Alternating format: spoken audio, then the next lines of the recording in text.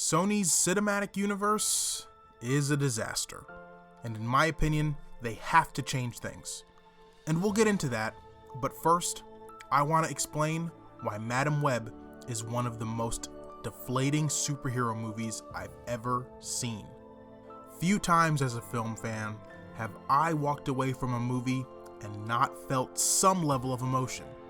Maybe I was happy due to a hero conquering his journey, or maybe I felt heartbreak from characters breaking up, grief from the death of someone beloved, or maybe even anger at a movie I found to be exceptionally disappointing. But Madam Web accomplished the rare feat of making me feel nothing. Reviewing movies based on how they make me feel is my favorite thing to do on this channel. It's kinda my thing.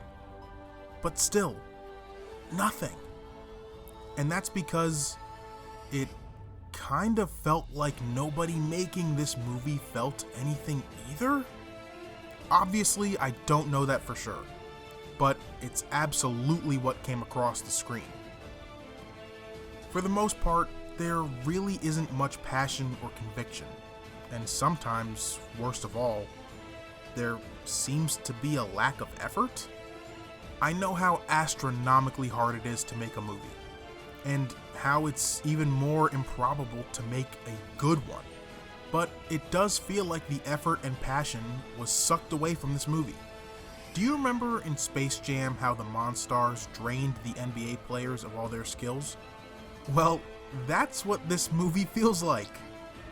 Because many of the people involved are very talented. And you can see glimpses of that talent in the movie. Specifically in the way it's shot at times and the way the movie looks, the colors involved. But still, their powers felt zapped away. Chris Stuckman made a great video about this movie, and it discusses the issue of studio interference. I highly recommend checking it out if you haven't already, and neither Chris nor myself are saying Sony explicitly interfered with this movie.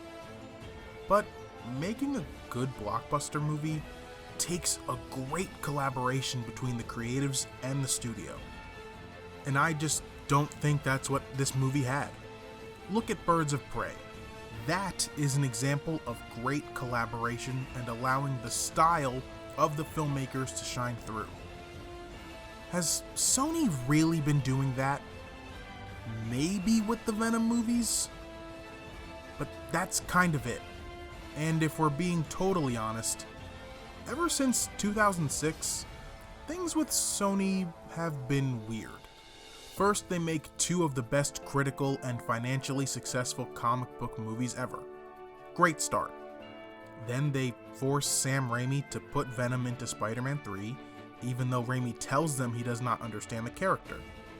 Kinda weird. Then they reboot the franchise with The Amazing Spider-Man, and it's a success. Another solid start. They then get the idea to use The Amazing Spider-Man 2 to launch a villain team-up movie, and of course that sequel doesn't do as well, and they scrap all future plans. Really weird. Then there are emails leaked, which is really unfortunate, and there are crazy rumors, including a rumor of an Aunt May spin-off movie, which they denied in all fairness, but very weird. They strike a deal with Marvel and reboot the character again with the Home trilogy to massive success critically and financially. And they make the Spider-Verse movies, which revolutionized animation. Another fantastic start. And then they decide to use side characters and villains in the Spider-Man lexicon to make solo movies where Spider-Man isn't allowed to be mentioned, except for sometimes he is in post-credit scenes that lead to nowhere. Very weird. It's just too much weird in my opinion. We've reached our weird quota, I think, and it's time to reset the plans. We need to forget the whole shared universe and team-up thing when it comes to live-action Spider-Man flicks. Let's leave that to the MCU Spider-Man and the animated Spider-Verse movies. And speaking of the MCU, I know a lot of people want Sony to just give Marvel the rights back to Spider-Man, but let's be honest, they are not going to do that, And it really doesn't make sense for them to give that up. And to be totally honest, I don't really want them to give the rights back anyways. Without Sony, we wouldn't have gotten the Spider-Verse movies. I am absolutely okay with them keeping the rights. I just think they should take a new direction. And I have a very simple idea. You remember how in Across the Spider-Verse we are introduced to basically every Spider-Person ever? Well, why can't Sony make solo movies focused on them? They've already been introduced into the pop culture zeitgeist. People would be interested, I think. Why make a Madam Web movie when you can just make a Spider-Woman movie?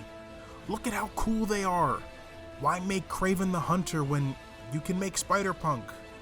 Why make Morbius when you can do, well, literally anything else?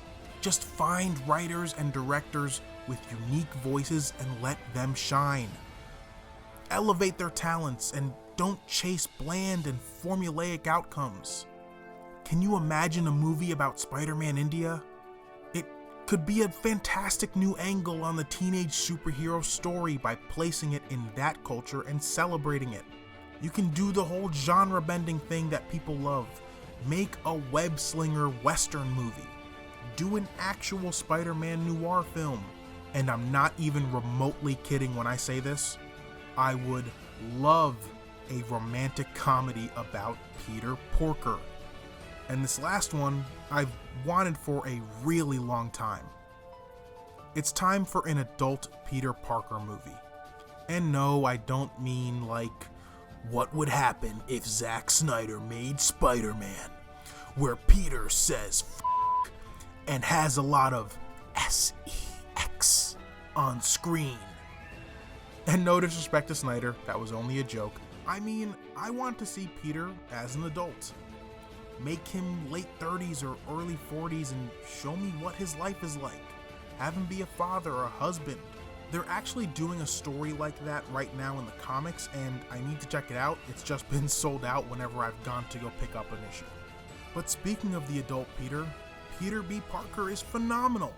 Do that. I'd be fine with even taking Jake Johnson and just making his character live action. Or just tell the story of Andrew Garfield's Peter relearning how to enjoy being Spider-Man, actively learning to pull those punches, save the bad guys from themselves, and most importantly, allowing himself to love again.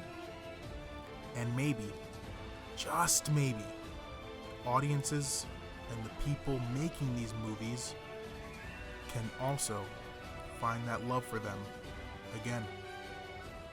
Woo! In the words of Peter, I'm back. But hopefully my back will be fine as I'm returning, unlike Peter's was. Thank you for watching this video. I apologize for the really long layoff between this one and the last video, but the strikes happened, and when I emailed SAG asking them if I could make videos still, they said no. So I just waited and decided after the strikes stopped, I would come back with this movie, because I think this year is really important for blockbuster movie making and for superhero movies as a whole. And I figured I'd come back with this. And when I say I'm back, I mean I'm fully back. I'm really looking forward to making videos again, and I will be making either a video on the Avatar: The Last Airbender live action show that just dropped, or on Dune 2. Please subscribe to the channel if you are new, leave this video a like if you enjoyed it, and in the comments down below, why don't you let me know what your thoughts are on either Madam Web or what you would do with Sony if you were in charge. I look forward to reading those comments and to having a good conversation down below, and with that, I'll see you again next time.